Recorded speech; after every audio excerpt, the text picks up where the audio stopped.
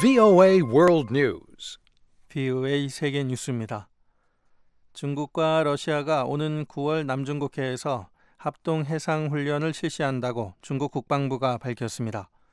중국 국방부는 오늘 성명에서 이번 훈련의 목적은 양국 간 협력을 강화하기 위한 것일 뿐 제3국을 겨냥한 것은 아니라고 강조했습니다.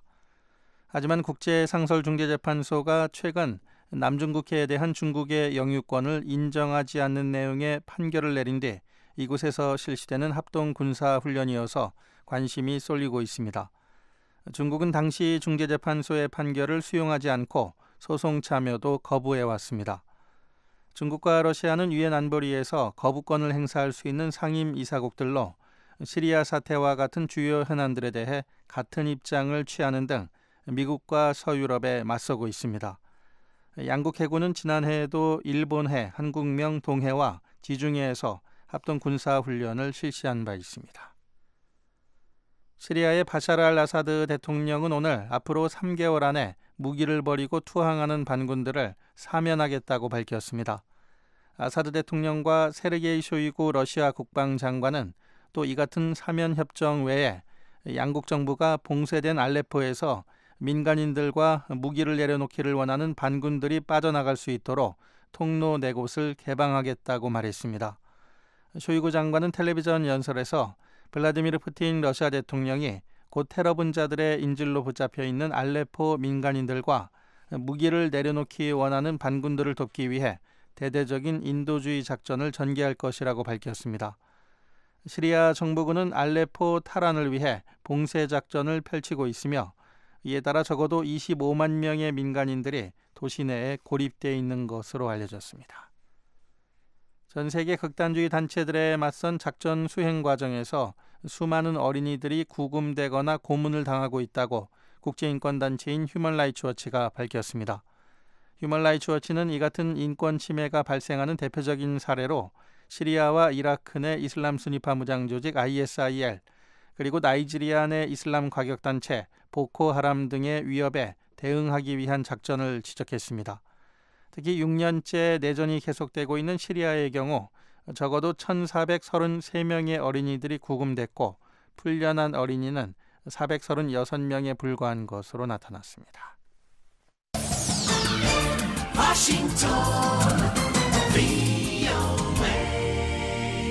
지금 여러분께서는 VOA 세계뉴스 듣고 계십니다. 국제인권단체들은 터키 정부가 군부의 실패한 쿠데타 이후 언론 탄압을 강화하고 있는 데 대해 강하게 비난했습니다. 미국 뉴욕에 본부를 둔 언론인 보호위원회와 워싱턴의 인권단체인 프리덤 하우스는 터키 정부가 언론인 수십 명을 체포하고 80여 개 신문사와 방송사 등 언론기관에 대해 폐쇄 명령을 내린 데 대해 우려했습니다. 언론인 보호위원회 관계자는 최근의 터키 상황, 특히 언론인들을 겨냥한 탄압 행위에 극도로 우려한다고 밝혔습니다. 프리덤하우스도 터키 정부의 가혹한 조치들은 놀랄 일이 아니라며 터키의 현 상황을 새로운 암흑의 시대로 규정했습니다. 프란치스코 로마 가톨릭 교황은 이슬람 과격분자들에 의해 프랑스 신부가 살해된 사건 등 최근 1년의 테러는 세계가 전쟁 중에 있음을 보여준다고 말했습니다. 프란치스코 교황은 어제 가톨릭 청년 대축제에 참석차 폴란드로 향하는 비행기 안에서 이는 결국 돈과 천연 자원, 사람들을 지배하기 위한 전쟁이며 평화를 잃어버림으로써 세상은 전쟁 중이라고 강조했습니다. 교황은 이어 행사가 열리는 폴란드 크라쿠프를 방문해 폴란드 정부의 반이민 정책을 비난했습니다. 폴란드 정부는 유럽연합의 난민 강제 할당 제도에 반대하고 있습니다. 브라질 리우데자네이루 올림픽 대회에 참가하는 호주 대표단이 제기한 선수촌 숙소 부실 문제가 며칠 만에 일단락됐습니다. 지역 언론에 따르면 호주 선수단은 며칠 전 숙소 환경에 관한 공식 성명을 통해 시설이 안전하지 못하고 선수들을 위한 준비가 미흡하다고 주장했습니다. 올림픽 조직위원회도 일부 아파트들의 경우 전기와 수도시설 등에 대한 충분한 점검 없이 선수들에게 제공됐다는 점을 인정했습니다. 브라질 올림픽 선수촌의 경우 아르헨티나 대표단도 호주와 비슷한 문제를 제기했으며 뉴질랜드와 이탈리아 선수단도 보수를 요청하는 등 속소에 대한 불만이 끊이지 않았습니다. BOA 세계뉴스 천일규였습니다.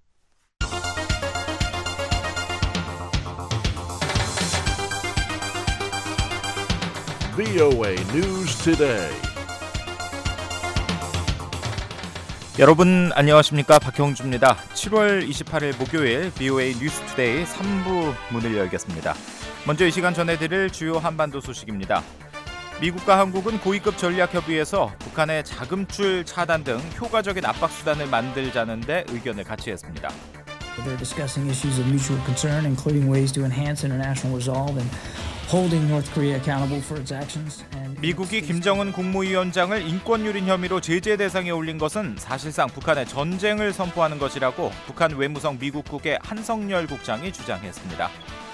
최근 홍콩 주재 한국 총영사관에 탈북자 한 명이 진입해 망명을 요청했다고 홍콩 언론이 보도했습니다.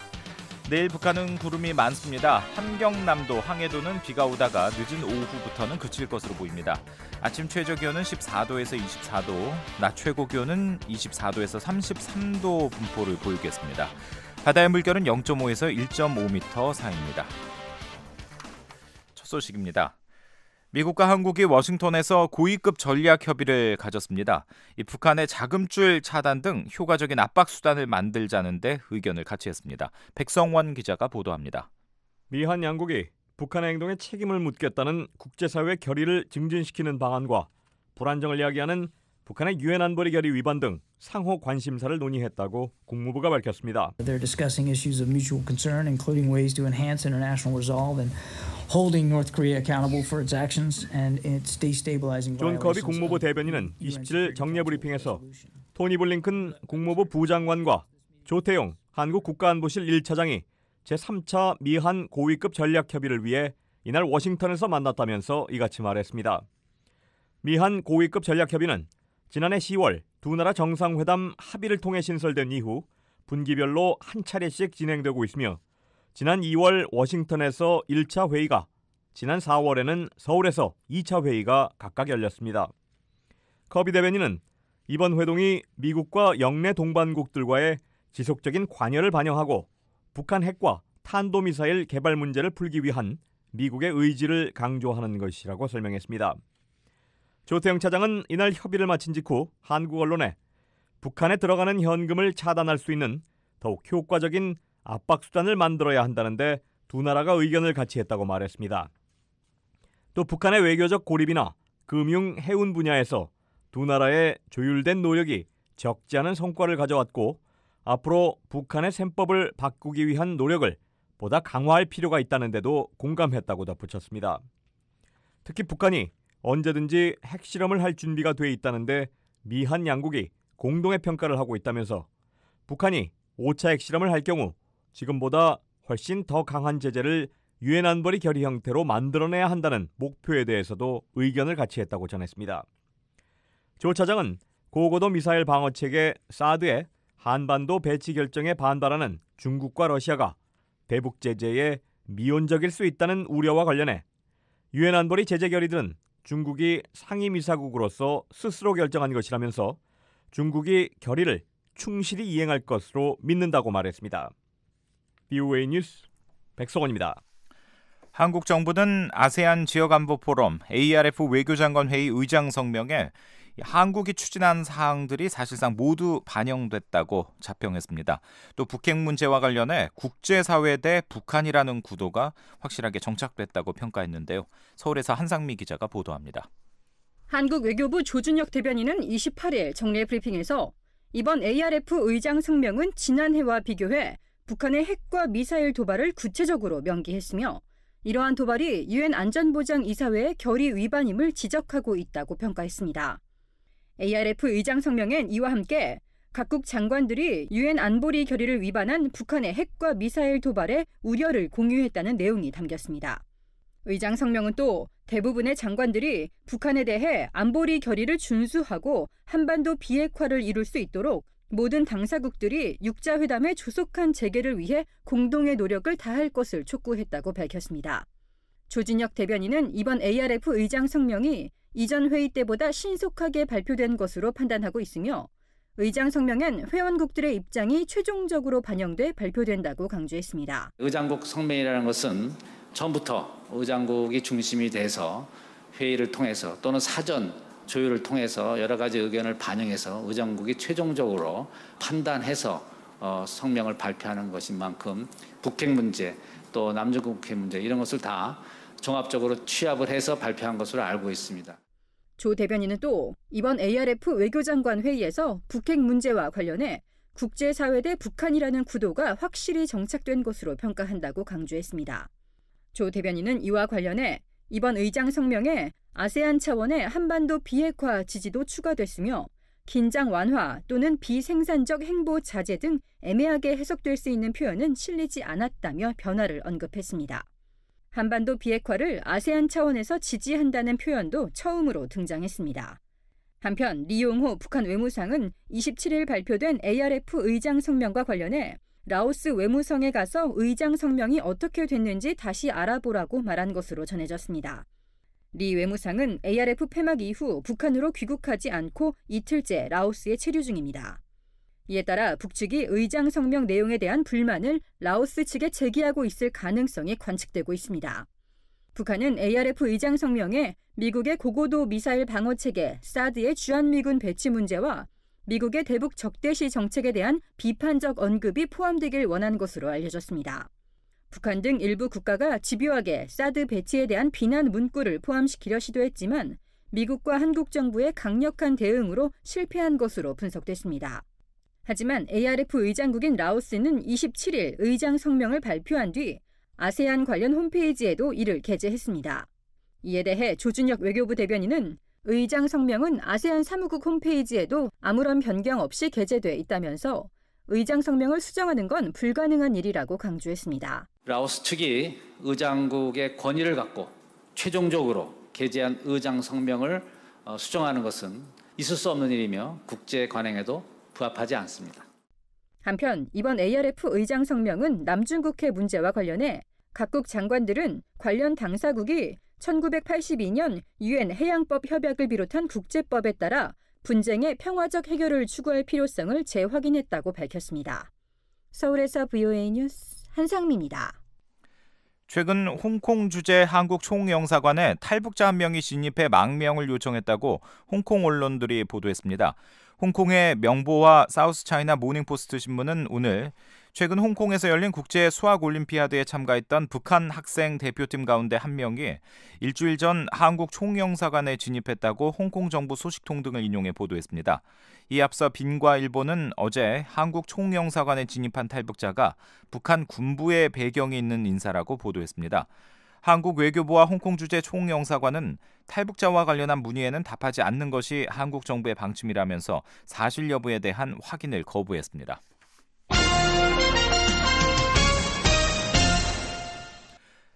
미국 민주당의 부통령 후보로 팀 케인 연방 상원의원이 선출됐는데요. 이 케인 상원의원은 북한 문제에 적극적인 대응을 강조해 왔습니다. 이 한국인들이 많이 사는 지역, 이 버지니아 지역 출신으로 의정 활동에서도 한반도 문제에 깊은 관심을 보여왔습니다. 조은정 기자가 보도합니다. 지난 2013년 버지니아주 연방 상원의원으로 선출된 팀 케인 민주당 부통령 후보는 주로 외교안보 분야를 다뤘습니다. 상원 외교위원회와 군사위원회 소속인 케인 후보는 의사 진행 발언과 언론 인터뷰 등을 통해 여러 차례 북한을 미국에 대한 주요 위협 중 하나로 꼽았습니다. 지난해 지역구에서 발행되는 신문인 버지니언 파일럿과의 인터뷰에도 외교에 대한 견해를 밝히며 적극적인 대북 대응을 주장했습니다. 케인 후보는 전 세계는 민주주의 국가와 권위주의 국가, 비국가 테러 단체 세 가지로 나뉜다며 미국은 보다 구체적인 외교, 군사 전략을 세워야 한다고 강조했습니다. 바락 오바마 대통령은 테러 공격 등 문제가 터진 뒤에야 반응하는 패턴을 보여왔다는 비판입니다. 케인 후보는 특히 북한, 중국, 이란, 러시아를 권위주의 정권으로 규정하고 이들 나라들에 능숙하게 대처해야 한다고 말했습니다. 때로는 협력하고 때로는 경쟁하며 때로는 맞서야 한다는 것입니다. 케인 후보의 이 같은 대북과는 올해 2월 10일 상원 전체 회의가 2016 북한 제재와 정책 강화법을 심의할 때도 나타났습니다. 보다 적극적으로 북한에 대응해야 한다는 것입니다. The United States has got to undertake a more proactive approach to North Korea to address the nuclear and ballistic missile programs. This legislation is good because it not only puts Congress. 미국은 북한 핵과 미사일에 대해 보다 적극적인 접근법을 취해야 하며 제재법은 북한의 위협에 맞서 미국에 강력한 정책 도구를 제공하기 때문에 훌륭하다는 지적입니다. 케인 후보는 대북 정책에서 중국의 역할도 강조했습니다. 중국이 대북 제재를 강화하도록 미국이 중국을 압박하는 한편 미중 대화에서 북한 문제를 더 중요하게 다뤄야 한다는 것입니다. 케인 후보는 현재 북한에 억류 중인 미국인 대학생 오토 원비어 씨의 조속한 석방도 촉구했습니다. As we move forward with the strategy on North Korea, we've got to prioritize and ensure the safe return of our citizens who are detained there. 케인 후보는 의사 진행 발언에서 자신의 지역구인 버지니아 주립대학 학생인 원비어 씨를 언급하며 미국이 북한에 대한 전략을 추진할 때 북한에 억류 중인 미국인들의 안전한 귀환을 우선순위를 두고 중요하게 다뤄야 한다고 말했습니다. 케인 후보는 올해 대북 제재법에 찬성표를 던진 외에도 워싱턴의 한국전쟁 참전용사 추모벽을 건립하는 법안에 공동 발의자로 참여했습니다. 지난 113대 회기에서는 한반도 평화와 통일을 촉구하는 결의안을 대표 발의했고 전문직 한국인들의 미국 체류 문호를 넓히는 법안에 공동 서명하기도 했습니다. 특히 한반도 통일 관련 결의안을 발의하면서 북한이 비핵화 조치를 취하고 국제 규범을 준수하도록 유도하면 한반도의 긴장을 줄일 수 있을 것이라는 견해를 밝혔습니다. 미국 부통령은 대통령이 사망하거나 사임할 경우 1순위로 대통령 자리를 승계합니다. 또 국가안보회의의 일원이며 각종 국가자문위원회 의장을 맡거나 대통령 특사 등의 역할을 하기도 합니다. VOA 뉴스 조은정입니다. 국제사회의 대북 제재가 북한 경제에 타격을 주는 징후들이 서서히 나타나면서 하반기에는 이런 현상이 더 심화될 것이라는 전망이 제기됐습니다. 북한과 중국의 교역도 대북 제재가 본격화된 뒤로 눈에 띄게 감소한 것으로 나타났습니다. 서울에서 김환영 기자가 보도합니다. 중국이 대북 제재에 본격적으로 나선 이후 북중 무역 규모가 크게 줄어든 것으로 나타났습니다. 한국국책연구기관인 한국개발연구원 이종규 연구위원은 28일 발간된 북한 경제 리뷰 7월호에 실린 논문에서 올 상반기 북중 무역이 전년 같은 기간보다 0.6% 늘어나는 데 그쳤다고 밝혔습니다. 이는 수출은 4.7% 감소했지만 수입이 5.3% 증가한 때문입니다. 그러나 중국이 지난 4월 초 대북 제재를 본격적으로 시행하기 전인 1분기 북중 무역은 전년 동기 대비 6.1% 증가했지만 제재 이후 2분기엔 3.7%나 감소해 대조를 이루었습니다. 이 연구위원은 올 상반기 북한 경제는 전체적으로 보면 대외 무역이 매우 부진했던 지난해와 비슷한 수준을 유지한 것이지만 중국의 대북 제재가 있기 전과 후의 모습은 전혀 다르다고 평가했습니다. 북한 농업 전문가인 김영훈 한국농촌경제연구원 선임연구위원도 같은 논문집에서 북한이 지난해 가뭄 등으로 식량 생산이 전년 대비 감소한 상황에서 대북 제재가 겹치면서 식량 사정이 더 악화될 수 있다고 전망했습니다. 김 선임연구위원은 2015-2016 양곡년도에 북한의 식량 총 생산량은 2010, 2011 양곡년도 이후 처음으로 감소한 것으로 추정된다고 밝혔습니다. 이에 따라 배급도주로 북한의 국가 배급량 목표는 한 사람당 하루 평균 573g이지만 실제로는 이에 미치지 못하고 있는 것으로 분석했습니다. 김 선임연구위원은 이러한 식량 부족 상황에서 유엔과 한국을 비롯한 각국의 대북 경제 제재 여파가 가중될 우려가 있다고 내다봤습니다. 여러 가지 상황으로 보아 대북 제재 여파가 있다면 북한이 수출을 통해서 외화를 벌어들이는 것이 종전보다 떨어질 가능성이 훨씬 높은 거죠. 그러니까 외화가 부족하니까 아무래도 북한이 강력하게 이 식량 부족 문제만은 막아야 된다 최우선적으로 하면 거기에 외화를 동원할 수는 있지만 그렇지 않고 외화가 전체적으로 쪼달린 상황에서 더 많은 양을 식량 수입에 투입할 수는 없는 상황일 거란 말이에요. 이석 한국개발연구원 북한경제연구부 연구위원도 논문을 통해 올해 상반기 실시된 국제사회 대북제재로 북한 경제에 타격 징후가 서서히 나타나고 있다며 이런 국면이 지속될 경우 북한 경제가 한층 취약해질 것으로 내다봤습니다. 북한의 대중 금광 수출의 경우 올해 2월까지는 계속 늘어나다가 3월 들어 마이너스 43.2%를 기록한 이후 4개월 연속 줄었습니다. 상반기 석탄 수출액도 전년 동기 대비 14.6% 감소했습니다. 중국이 실질적으로 유엔 제재를 이행하기 시작하면서 제재의 핵심으로 무연탄 같은 북한의 대중 수출에 초점을 맞추고 있기 때문이라는 설명입니다. 이 연구위원은 특히 국제사회의 새 대북 제재가 실시되기 이전에 이미 북한 경제는 악화되는 대외 경제 환경이나 대내외 경제 구조 조정 진행, 시장을 둘러싼 북한 당국과 주민들의 긴장 고조, 그리고 전반적인 식량 생산 저하라는 위험 요인들을 안고 있었다고 진단했습니다. 중국 경제 성장률 하락으로 북한의 대중 자원 수출 가격 하락세가 빨라졌고, 이에 따라 북한 내부의 경제 구조와 수출 구조 조정도 진행되고 있다는 설명입니다. 실제로 지난 2010년 북한의 대중 수출 상품은 1위에서 5위까지 무연탄과 철광석 등 자원 관련 상품들이 차지했지만, 지난해에는 무연탄을 제외하고는 코투리와 재킷류 등 의류 제조업 제품이 상위권에 올랐습니다. 이와 함께 김정은 정권이 들어선 뒤 한동안 주민들의 시장 경제 행위를 통제하지 않다가 최근 이른바 70일 전투와 같은 강제적 노력 동원 정책을 펴면서 당국과 주민들 간 갈등이 나타날 가능성도 있다는 관측입니다. 여기에 최근 몇 년간 뚜렷한 증가세를 보이던 북한의 식량 생산도 지난해 8% 이상 감소하고 올해까지 영향을 미치면서 북한 경제의 부담을 가중시키고 있다고 분석했습니다. 이 연구위원은 이런 복합적인 요인들을 고려할 때 올해 하반기 이후에 북한 경제는 조금 더 부진을 겪을 가능성이 큰 것으로 판단된다고 전망했습니다. 서울에서 VOA 뉴스 김환용입니다. 북한은 미국이 김정은 국무위원장을 인권 유린 혐의로 제재 대상에 올린 데 대해 사실상 북한의 전쟁을 선포한 것이라고 주장했습니다. 북한 외무성 미국국의 한성열 국장은 오늘 평양에서 가진 AP통신과 인터뷰에서 오바마 행정부가 북한의 최고 존엄에 도전하는 모렴치한 행동을 하는 데까지 나아갔다면서 이같이 주장했습니다.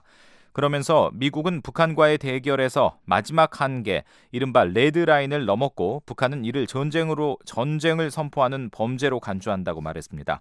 한 국장은 또 미국이 한반도를 전시체제로 만들었다며 미국과 한국이 계획대로 다음 달에 합동 군사연습을 진행한다면 북한도 그에 대응할 것이라고 말했습니다. 이어 북한과 미국 사이의 적대적 대결이 한반도에 어떤 영향을 미칠지 누구도 예측할 수 없다고 위협했습니다. 한 국장은 북한은 전쟁에 완벽히 준비돼 있고 평화를 받아들일 준비도 돼 있다며 미국이 8월에 대규모 군사연습을 진행한다면 그로부터 조성되는 사태에 대한 책임은 전적으로 미국이 지게 될 것이라고 주장했습니다. 다음 소식입니다. 북한과 중국을 왕복하는 제3국 선박 대부분이 광물을 실어 나른 것으로 나타났습니다. 지난 한 달 동안 20여 척의 선박이 석탄과 철광석을 하역하는 중국의 항구를 오갔는데요.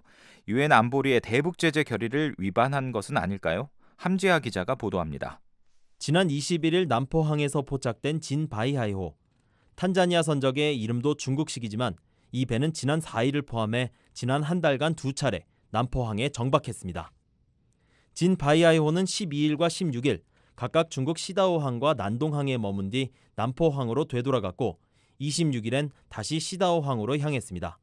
이 배가 북한과 중국의 다른 나라 항구에 정박한 기록은 없었습니다.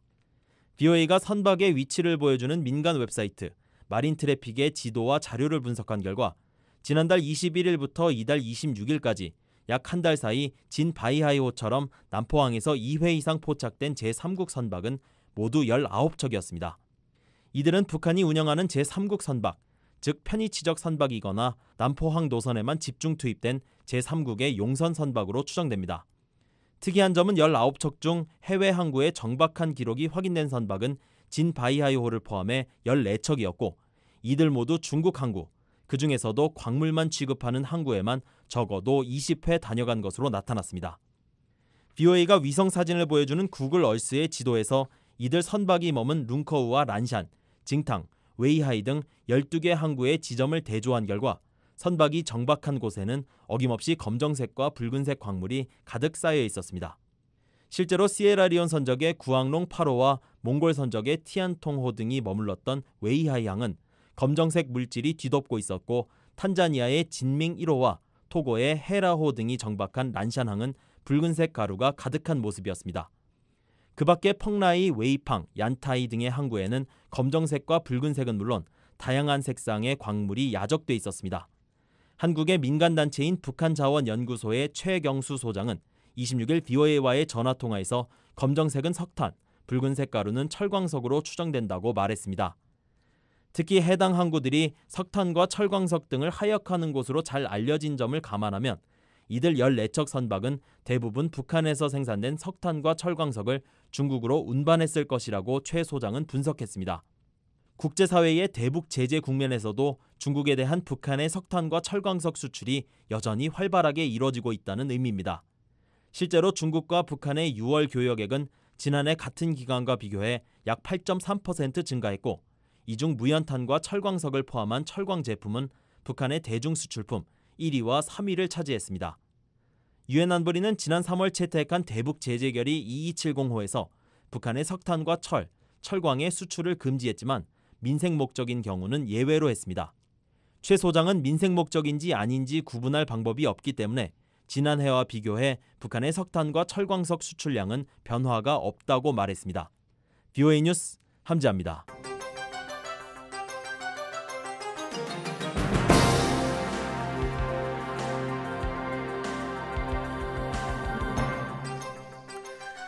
네, 매주 목요일 한반도 관련 뉴스를 심층 분석해 전해드리는 뉴스 깊이 보기 시간입니다. 중국 정부가 고고도 미사일 방어 체계 사드 배치와 관련해 한국 정부에 대한 비난을 이어가고 있지요. 하지만 한국의 전문가들은 중국이 단기적으로 사드 배치에 대한 불만을 표출하겠지만 한중 관계의 근간을 흔들지는 않을 것으로 전망했습니다. 서울에서 김은지 기자가 취재했습니다. 한국과 중국 정부가 역대 최상이라고 평가하던 양국 관계가 중대한 도전에 직면했습니다. 북한의 사차 핵실험 이후 제재 수위를 놓고 신경전을 벌인 데 이어 고고도 미사일 방어 체계, 사드의 한국 배치 결정으로 갈등이 더욱 깊어졌기 때문입니다. 한국의 외교가에서는 1992년 수교 이후 양국 관계가 최대 위기라는 우려의 목소리도 나오고 있습니다. 한국의 전문가들은 중국의 시진핑 국가주석까지 전면에 나서 사드 배치를 강하게 반대해왔다는 점에서 한중 갈등은 당분간 불가피할 것으로 보고 있습니다. 김태우 전 통일연구원장입니다. 중국이 한국에 대해서 압박을 가할 수 있는 요소들은 굉장히 많죠. 경제적 조치, 우리 한국 기업에 대한 압박 조치, 좀 더 심하게 나가면 이어도 문제, 배타적 경제 수역, 항공 식별구역, 중국 어선의 불법업 자체를 더 방조하는 문제, 이런 여러 가지 요인들이 있을 수 있죠. 그러나 심하게 하지는 못할 것이다.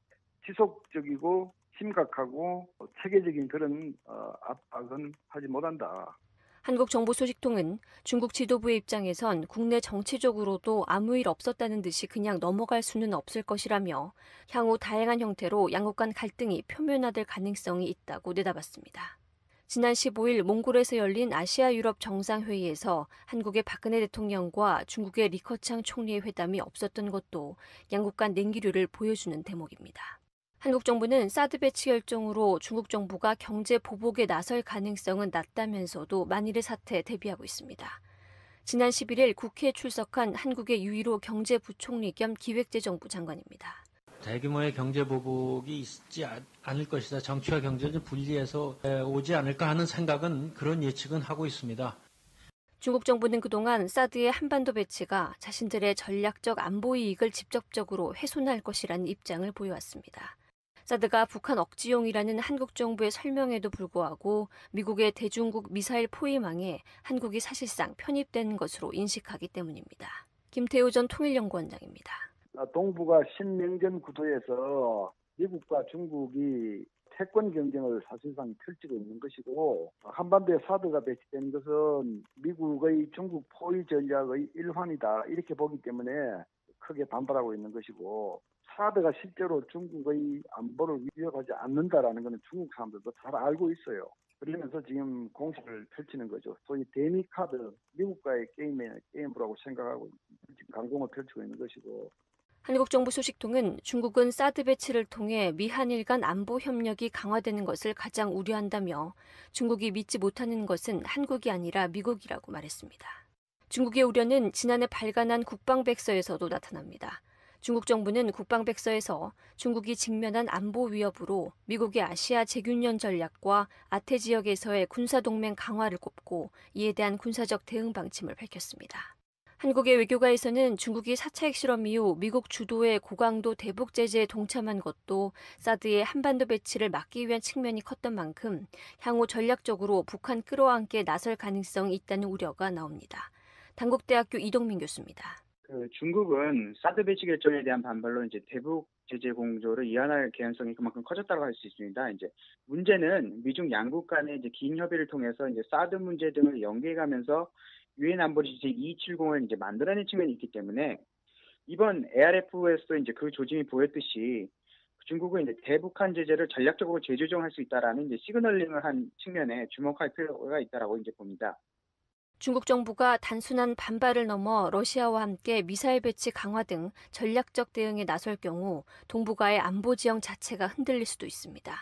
이는 과거 냉전 시대에 미한일 대 북중러 대결 구도를 만들어 한국의 외교적 입지가 더욱 위축되고 한반도 통일은 그만큼 더 멀어지게 될 것이라고 세종연구소의 정성장 연구실장은 지적했습니다.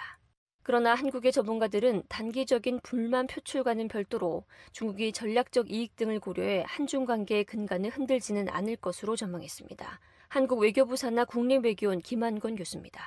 한국과 중국 간의 기본적인 틀을 훼손한다면은 한국은 더욱 한미동맹을 강화하고 한미일 지역안보 협력 체제에 가까이 다가갈 가능성이 더 높습니다. 그리고 무엇보다 중국이 우려하는 미국 주도의 그 아시아 지역, 동북아시아 지역에서의 미사일 방어 시스템에 한국이 참여할 가능성이 더 높아집니다. 이후에 나타날 동북아 지역의 전략 균형을 위해서라도 중국이 조금 불만이 있더라도 여전히 한국과는 전략적인 관계를 유지하고 발전시켜 나갈 필요가 있습니다. 한국의 전문가들은 사드 배치가 한중 관계에 미칠 파장을 최소화하는 한편 북한 대 국제사회의 구도가 깨지지 않도록 한국 정부가 정교한 외교 전략을 수립해야 한다고 지적합니다. 한국국가정보원 산하 국가안보전략연구원의 박병강 동북아 연구실장입니다. 첫째는 한국이 중국에 대해서 당당하고 원칙 있는 입장을 준수해야 되는 것이고, 두 번째는 그럼에도 불구하고 이것이 중국이 섭섭해하는 사안인 만큼 중국과의 전략적 소통을 강화함으로써 전략적 신뢰가 깨지지 않도록 한중 관계를 배려하고 중국을 배려할 필요가 있는 것이고, 한중 관계를 보다 중장기적으로 미래지향적으로 바라봐야지 사드 하나가 한중 관계를 깨트리고 부정적 영향을 주는 것으로 만들어서는 상호에게 이익이 되지 않는다.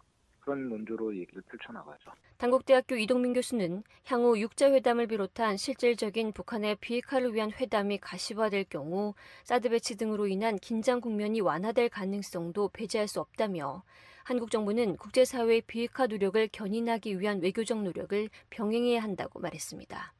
서울에서 VOA 뉴스 김은지입니다. 북한이 올 가을 한국에서 열리는 세계 무예 대회에 참가할 뜻을 밝힌 것으로 알려졌습니다. 한국 정부는 하지만 그럴 분위기가 아니라면서 주최 측의 북한팀 초청을 승인하지 않았습니다. 백성원 기자가 단독 보도합니다. 북한이 오는 9월 충청북도 청주에서 열리는 2016 청주 세계 무예 마스터십 대회에 태권도 시범단을 파견하겠다는 입장을 밝혔습니다. 북한이 주도하는 국제 태권도 연맹 ITF의 조지 바이탈리 대변인은 25일 BOA와 전화 통화에서 지난달 방북 시 북한 태권도 선수들을 초청하고 싶다는 대회 주최 측 의사를 전달했고 북한 당국이 이를 수락했다고 말했습니다. In anticipation of me going there, a martial art group from South Korea reached out for me to extend an invitation for 지난달 15일 평양에서 열린 ITF 창립 50주년 기념 행사에 참석한 바이탈리 대변인은 방북에 앞서 청주대회 조직위원회 인사로부터 북한 선수단 혹은 시범단의 참가 가능성을 알아봐달라는 요청을 받았다고 말했습니다. 남북 간 무예 교류를 통해 화해 분위기를 조성한다는 목적으로 한국 정부의 초청 여부와는 별도로 주최 측에서 북한 측 의지를 확인하려는 취지였다는 설명입니다. 조직위는 북한 측에 9월 2일 대회 개막식에서 태권도 시범 공연을 하거나 4일부터 6일까지 열리는 경기에 참가하는 방안 등을 제시한 것으로 알려졌습니다. 바이탈리 대변인은 이 같은 제안을 지난달 14일 북한의 조선 태권도위원회와 장웅 국제올림픽위원회 위원 겸 국제태권도연맹 종신 명예총재에게 전달했고 이틀 뒤 대회 참가에 아무 문제가 없다는 긍정적 답변을 장 위원으로부터 직접 들었다고 밝혔습니다. I met with the Korean Taekwondo Committee officials, Professor Chang Ong, IOC member and honorary life president of ITF, and they discussed it with their government officials. 한국 정부는 그러나 북한 팀의 방안에 대해 부정적 입장을 밝혔습니다.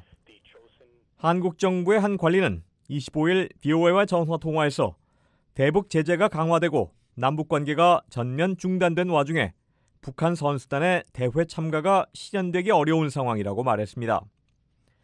이 관리는 또 이미 지난달 청주 세계 무예 마스터십 대회 관계자들과 만나 한국 정부의 이런 입장을 분명히 전달했다며 주최 측이 민간단체가 아니라 지방자치단체인 충청북도인 만큼 이 문제에 대해 정부와 입장을 달리하지 않고 있다고 덧붙였습니다. 9월 2일부터 8일까지 청주 체육관 등에서 열리는 청주 세계 무예 마스터십 대회에는 태권도와 검도, 무에타이 등 17개 종목에 60개국 2,100명이 참가할 것으로 알려졌습니다. VOA 뉴스 백성원입니다.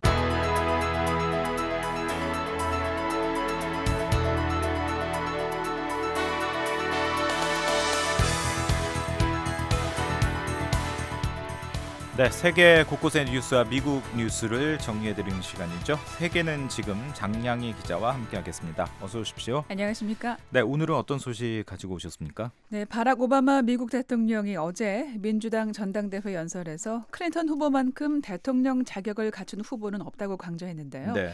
관련 내용 알아보겠고요.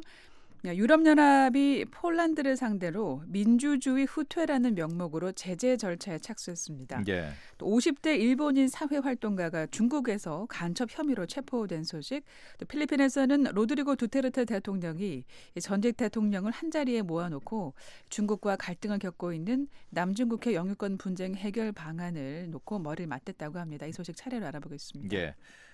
미국 동부 펜실베니아주 필라델피아에서 민주당 전당대회가 열리고 있는데 어제 오바마 대통령이 모습을 드러냈죠? 네, 오바마 대통령이 어제 연설을 했는데요. 힐러리 클린턴 전 국무장관만큼 대통령 자격을 갖춘 후보는 없다고 강조를 했습니다. 예.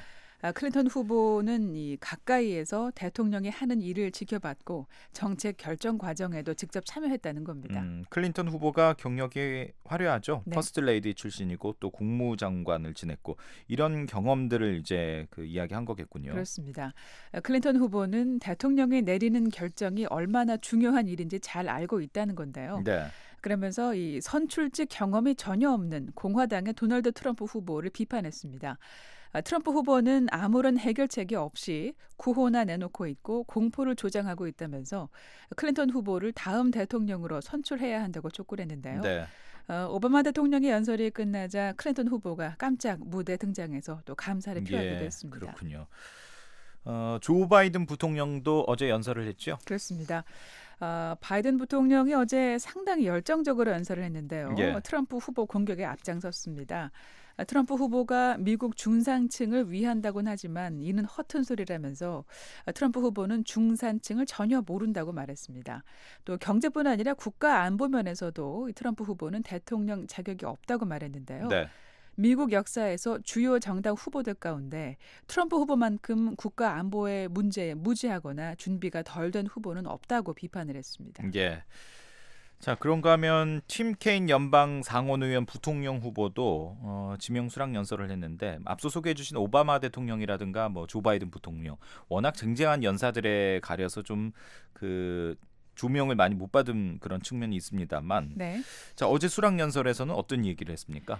네, 겸허한 마음으로 부통령 후보를 받아들인다고 얘기를 했습니다. 네. 그리고 바로 트럼프 후보 공격에 나섰는데요. 말만 번지르르하게 하고 공허한 약속을 입삼으며 자기 자신을 홍보하는 데만 관심이 있는 선동 정치가라고 트럼프 후보를 표현했습니다. 예. 그런 사람에게 맡기기에 미국은 너무나 위대한 나라라고 이 케인 의원이 얘기를 했습니다. 예. 어제 연사로 나선 대부분의 사람들이 인물들이 공화당 트럼프 후보를 향해서 직격탄을 날린 것 같은데 네. 트럼프 후보 측의 반응은 어떻습니까? 예, 트럼프 후보가 인터넷 단문 사이트 트위터에 글을 올렸는데요. 수백만 명의 미국인들이 빈곤과 폭력, 절망에 시달리고 있다고 말했습니다. 예. 민주당 인사들이 미국이 이미 위대하다고 말하지만 그렇게 느끼지 못하는 미국인이 많다는 얘기입니다. 그렇군요. 트럼프 후보의 선거 구호가 미국을 다시 위대하게 하자. 이게 이제 선거 구호인데 여기에서 나온 얘기군요. 그렇습니다. 민주당 측은요. 트럼프 후보가 미국을 다시 위대하게 하자라고 말하지만 이미 미국은 위대한 나라다 이렇게 말하고 있죠. 네. 트럼프 선거운동본부 측이 어제 발표한 성명에서 민주당에게 이 슬픈 날 이렇게 표현을 했는데요. 예. 민주당은 미국이 직면하고 있는 문제점들에 대해서 전혀 해결책을 제시하지 못했을 뿐 아니라 그런 문제가 있다는 점조차 인정하지 않으려 한다고 비판을 했습니다. 네. 자, 오늘 이제 민주당 전당대회 마지막 날이죠. 일정이 어떻게 됩니까? 네, 오늘 함께 강해집시다라는 주제 아래 진행되는데요. 클린턴 후보의 딸인 첼시 클린턴 씨가 나와서 클린턴 후보를 소개하게 되고요. 예. 클린턴 후보가 민주당 대통령 후보 지명을 수락하는 연설을 하면서 이 전당대회 막이 내리게 됩니다. 네, 세계는 지금 함께하고 있습니다.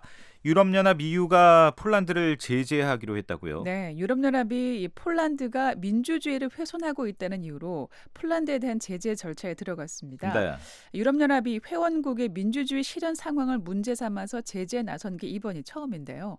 유럽연합 집행부가 어제 이 폴란드 정부에게 3개월의 시한을 줄 테니 폴란드의 민주주의를 회복시키라고 통보를 했고요. 네. 기간 안에 민주주의가 회복되지 않으면 제재 이행에 들어가겠다고 역시 통보를 했습니다. 네, 폴란드가 민주주의를 훼손하고 있다. 네. 이렇게 유럽연합이 보고 제재를 한 건데 무슨 일이 있습니까? 폴란드에서. 예, 폴란드의 집권 여당인 법과 정의당이요. 지난해 10월에 총선거에서 승리한 뒤에 행정부와 의회 권력을 견제하는 이 헌법재판소의 기능을 무력화했다는 비판을 받아왔는데요. 예.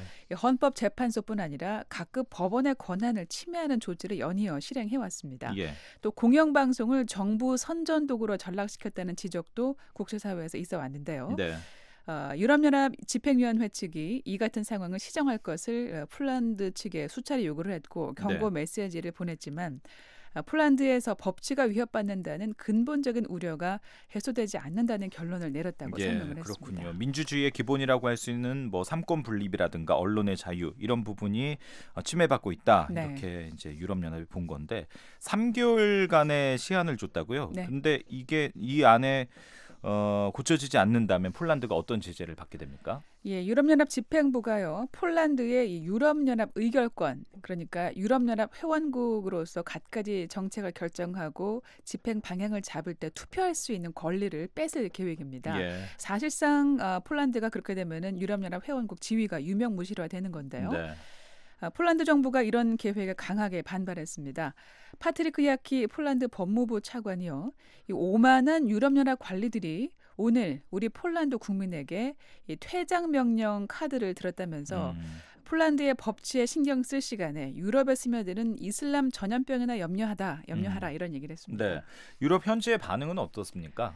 네, 유럽 각국 시민들이요. 폴란드와 유럽연합 사이의 갈등에 대해서 인터넷을 중심으로 지금 활발한 토론을 벌이고 있습니다. 네. 역시 유럽연합은 예전처럼 독일과 프랑스 같은 민주적인 국가들을 중심으로 소수 정예화하는 게 맞다라는 의견이 높은 관심을 받고 있는가 하면 옛 소련 국가들이 착착 러시아 품으로 복귀할 채비를 갖추고 있는 것 같다라는 이야기도 호응을 얻고 있습니다. 그렇군요. 유럽연합을 둘러싸고 지금 상당히 잡음이 불거지고 있는 그런 모습이군요. 그렇습니다. 지난달에 영국이 국민투표를 통해서 유럽연합 탈퇴를 결정한 이후에 유럽연합이 빠른 속도로 결속력이 약해지는 모양새를 보이고 있는데요. 예. 그동안 유럽연합을 이끌어온 독일과 프랑스, 영국 이렇게 삼각축이 무너지게 된 여파가 이어지고 있는 걸로 보이는데요. 예. 오스트리아와 프랑스의 극우 정당들이 꾸준히 자국 내에서 유럽연합 탈퇴 국민투표를 실시할 걸 주장해왔습니다. 예. 이탈리아가 최근 경제 정책과 관련해서 유럽연합하고 갈등을 겪으면서 갑작스럽게 유럽연합 탈퇴 선언을 할 수 있다는 그런 전망들이 전문가들 사이에서 나오고 있습니다. 예, 여기저기에서 잡음이 불거지고 있는데 네. 그런가 하면 유럽연합에 새롭게 합류하고 싶어하는 나라도 있죠. 네, 유럽과 아시아를 잇는 길목에 자리 잡고 있는 이 터키, 이 유럽의 일원으로 인정받기 위한 노력을 지난 수십 년 동안 꾸준히 펼쳐왔는데요. 예. 이미 유럽 축구연맹 회원국으로 활동하는 등 사회문화 체육 분야에서는 유럽 공동체와 움직임을 같이 해왔는데요. 예. 유럽연합 회원국 지위를 얻어서 이 명실상부한 유럽 국가가 되는 게 터키 정부의 수건 사업이었습니다. 하지만 이번에 폴란드 사례에서 드러난 것처럼 유럽연합 집행부가 이 회원국의 민주주의 이행 상황을 문제 삼기 시작하면서 터키 유럽연합 가입이 사실상 불가능해졌다는 분석이 또 그렇군요. 지배적입니다. 터키 정국이 최근에 군부의 쿠데타 시도 등으로 굉장히 어수선하죠. 그렇습니다. 바로 쿠데타 반란 이후에 예. 정부군이 또 진압을 했는데요. 네. 이후에 터키 정부가 반란 연루 세력에 대한 대대적인 숙청 작업을 진행하면서 터키 내 인권 탄압과 독재 정치에 대한 우려가 제기되고 있습니다. 예. 터키 정부가 지난 20일에 국가 비상사태를 선포해서 입법권 일부와 사법 권력을 대통령에게 집중시키는 조치를 단행했는데요. 네. 이를 전후해서 터키 사회 각 분야에서 이 반란 연루 혐의를 받아서 구금됐거나 자리에 물러난 사람이 6만 명에 달하는 걸로 전해지고 있고요. 예. 어제 터키 정부가 언론사 130여 곳에 폐쇄 요구를 하다라고 정부의 비판적인 주요 언론 27명에 대한 체포영장도 발부했습니다.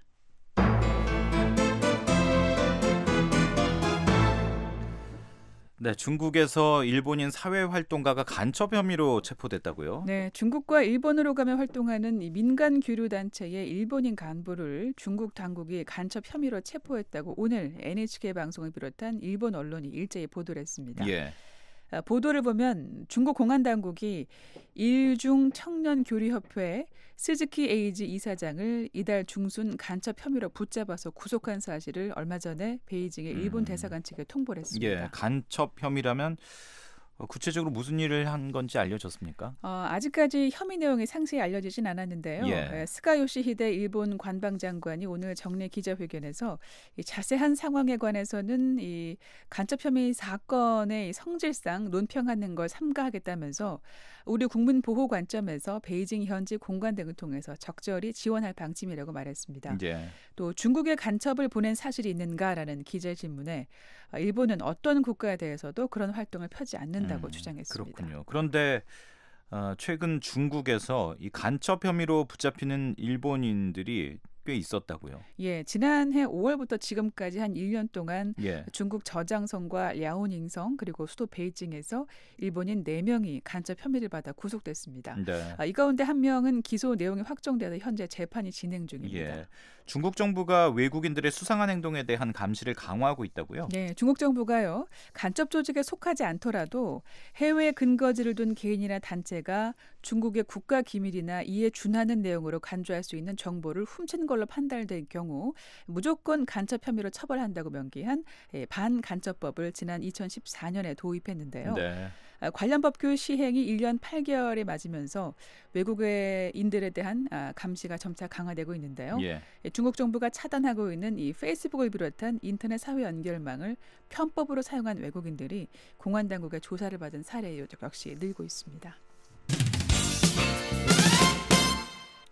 네, 세계는 지금 함께하고 있습니다.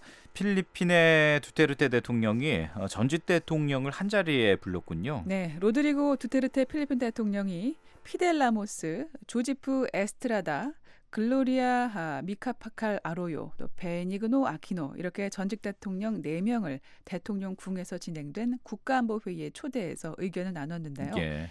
이 필리핀 국가안보회의는 전직 대통령을 초대해서 함께 국사를 논의하는 전통이 있지만 네. 이번처럼 전현직 대통령 5명이 한꺼번에 모인 일은 처음이라고 합니다. 그렇군요. 뭐 필리핀뿐만 아니라 다른 나라에서도 이렇게 전현직 대통령 5명이 한꺼번에 모이는 건 상당히 이례적일 것 같은데 네. 모여서 무슨 얘기를 한 겁니까? 대통령궁 관계자의 말에 따르면은요, 이 남중국해 분쟁 문제에 대한 필리핀의 단결된 입장을 보인 거라고 전했는데요. 네. 지난 2013년에 필리핀 정부가 이 중국이 남중국해 대부분 해역에 대한 영유권을 주장하는 게 부당하다고 소송을 냈고, 최근에 이 상설 중재재판소가 필리핀에 승소 판결을 내리지 않았습니까? 네. 하지만 중국은 이 패소 판결을 인정하지 않고 있고요. 그래서 필리핀 전 현직 대통령들은 이 중국에 맞서서 상설 중재재판소 판결 이행을 담보하는 방법을 논의한 걸로 알려졌습니다. 그렇군요. 그런데 전현직 대통령 5명이 한 자리에 모이는 게 굉장히 힘들었던 것 같습니다. 서로 사이가 좀 안 좋았나 봐요. 예, 이날 국가안보회의에 모인 필리핀 전 현직 대통령들은 서로 정치적인 대척 관계에 놓인 경우가 많습니다. 예. 이 아로요 전 대통령은 2001년에 에스트라다 당시 대통령 축출에 앞장섰고요. 네. 또 후임으로 정권을 잡은 뒤에는 에스트라다를 부정부패 혐의로 기소를 했습니다. 하지만 아로요 전 대통령 역시 부정선거 혐의로 퇴임 이듬해인 2011년 체포돼서 구금됐다가 또 이달에야 풀려났는데요. 예. 특히 아키노 전 대통령이 이번 대선 과정에서 이 두테르테 당시 대통령 후보를 무시무시한 독재자로 지칭하면서 반대 진영에서 활발하게 활동을 또 했었죠. 예, 그렇군요. 자, 세계는 지금 여기까지 듣도록 하겠습니다. 장량희 기자 소식 잘 들었습니다. 고맙습니다.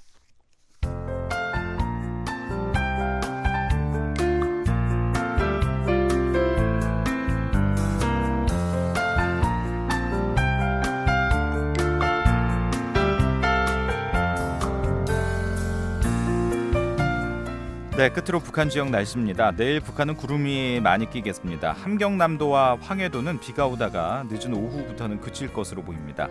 아침 최저 기온은 14도에서 24도, 낮 최고 기온은 24도에서 33도 분포를 보이겠습니다. 바다의 물결은 0.5에서 1.5m로 일겠습니다. 평안남도 내일 구름 많고 흐립니다. 평양과 양덕의 낮 기온이 32도까지 올라서 덥습니다. 안주 31, 남포 30도입니다. 평안북도 역시 구름 많고 흐린 가운데 한낮에는 덥겠습니다. 수풍, 구성 31도, 중강 30도, 강계, 희천은 31도가 예상됩니다. 황해도에는 내일 비 소식이 있습니다. 해주, 용연, 개성, 사리온 지역에 오전에 이따금 비가 내리겠습니다. 낮 기온은 사리온이 31도, 개성이 28도입니다. 함경남도 대체로 흐리고 구름이 많습니다. 평강에는 오전 오후 한때 비가 내릴 것으로 보입니다. 원산의 낮 기온 33도까지 오르는군요. 장전 32도, 함흥 31, 장진 26도입니다. 함경북도 흐리고 구름이 많습니다. 청진 낮 기온 26도, 성진 운기 25도, 삼지연은 24도입니다. 동해북부와 서해북부 모두 구름 많고 흐린 날씨가 예상되고요. 바다의 물결은 1.5m 아래로 일겠습니다. 지금까지 한국기상청 제공 북한 날씨였습니다. 네, 7월 28일 목요일 뉴스데이 3부 마치겠습니다. 잠시 뒤에는 BOA 세계 뉴스가 이어집니다. 여기는 미국의 수도 워싱턴이고요. 저는 지금까지 박형주였습니다. 오늘도 함께해 주신 여러분 고맙습니다. 편안한 밤 보내십시오.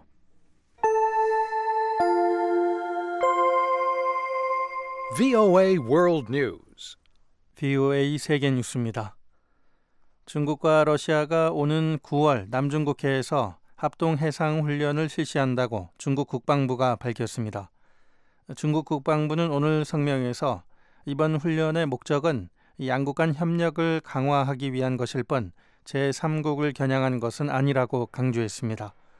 하지만 국제상설중재재판소가 최근 남중국해에 대한 중국의 영유권을 인정하지 않은 내용의 판결을 내린 뒤 이곳에서 실시되는 합동 군사 훈련이어서 관심이 쏠리고 있습니다. 중국은 당시 중재재판소의 판결을 수용하지 않고 소송 참여도 거부해왔습니다. 중국과 러시아는 유엔 안보리에서 거부권을 행사할 수 있는 상임이사국들로 시리아 사태와 같은 주요 현안들에 대해 같은 입장을 취하는 등 미국과 서유럽에 맞서고 있습니다. 양국 해군은 지난해에도 일본해, 한국명, 동해와 지중해에서 합동 군사훈련을 실시한 바 있습니다. 시리아의 바샤르 알 아사드 대통령은 오늘 앞으로 3개월 안에 무기를 버리고 투항하는 반군들을 사면하겠다고 밝혔습니다. 아사드 대통령과 세르게이 쇼이구 러시아 국방장관은 또 이 같은 사면 협정 외에 양국 정부가 봉쇄된 알레포에서 민간인들과 무기를 내려놓기를 원하는 반군들이 빠져나갈 수 있도록 통로 4곳을 개방하겠다고 말했습니다. 쇼이구 장관은 텔레비전 연설에서 블라디미르 푸틴 러시아 대통령이 곧 테러 분자들의 인질로 붙잡혀 있는 알레포 민간인들과 무기를 내려놓기 원하는 반군들을 돕기 위해 대대적인 인도주의 작전을 전개할 것이라고 밝혔습니다. 쇼이구 장관은 인도주의 통로 개방 외에 알레포 외곽에 식량과 기초 지원 시설을 마련할 것이라고 말했습니다. 시리아 정부군은 알레포 탈환을 위해 봉쇄 작전을 펼치고 있으며 이에 따라 적어도 25만 명의 민간인들이 도시 내에 고립되어 있는 것으로 알려졌습니다. 전 세계 극단주의 단체들에 맞선 작전 수행 과정에서 수많은 어린이들이 구금되거나 고문을 당하고 있다고 국제인권단체인 휴먼라이츠워치가 밝혔습니다. 휴먼라이츠워치는 이 같은 인권 침해가 발생하는 대표적인 사례로 시리아와 이라크 내 이슬람 순위파 무장 조직 ISIL 그리고 나이지리아 내 이슬람 과격단체 보코하람 등의 위협에 대응하기 위한 작전을 지적했습니다. 특히 6년째 내전이 계속되고 있는 시리아의 경우 적어도 1,433명의 어린이들이 구금됐고 풀려난 어린이는 436명에 불과했습니다. 또 ISIL이 차지한 영토를 탈환하기 위해 전투를 벌이고 있는 이라크에서도 소녀 58명을 포함해 적어도 314명의 어린이가 테러 관련 혐의를 받거나 유죄가 확정됐습니다.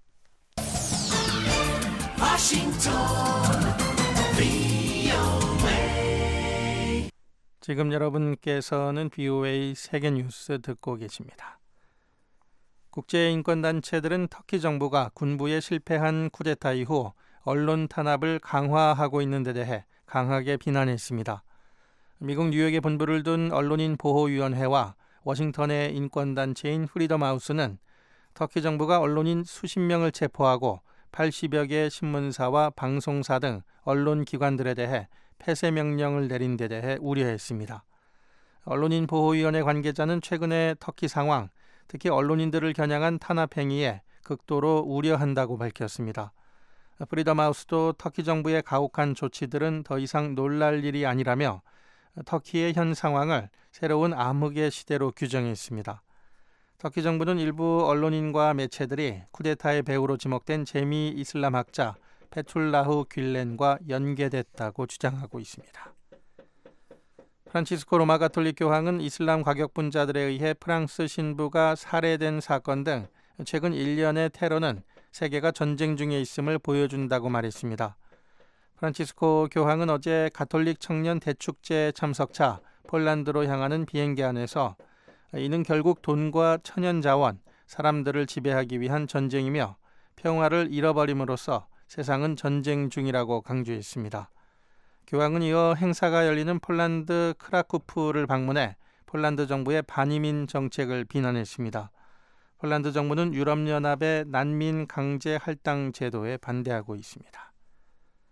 브라질 리우데자네이루 올림픽 대회에 참가하는 호주 대표단이 제기했던 선수촌 숙소 부실 문제가 며칠 만에 일단락됐습니다.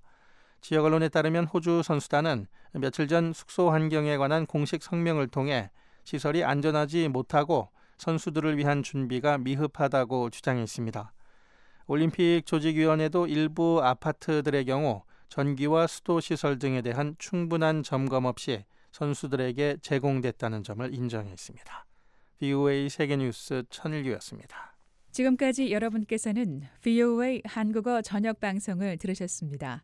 VOA 한국어 저녁 방송은 저녁 7시 30분부터 11시 30분까지 4시간 동안 중파 1188kHz를 통해 들으실 수 있습니다. 또 밤 8시 30분부터 9시 30분까지 1시간 동안은 단파 7460kHz와 9490kHz로 들으실 수 있습니다. 그리고 밤 9시 30분부터 11시 30분까지 단파 11990kHz, 12110kHz로도 VOA 한국어 저녁 방송을 들으실 수 있습니다. 그리고 매일 아침 3시 30분부터 5시 30분까지 2시간 동안 보내드리는 VOA 한국어 아침 방송은 단파 5875, 7365, 7485kHz로 들으실 수 있습니다. 함께해 주신 여러분 고맙습니다. 다음 방송 시간까지 안녕히 계십시오.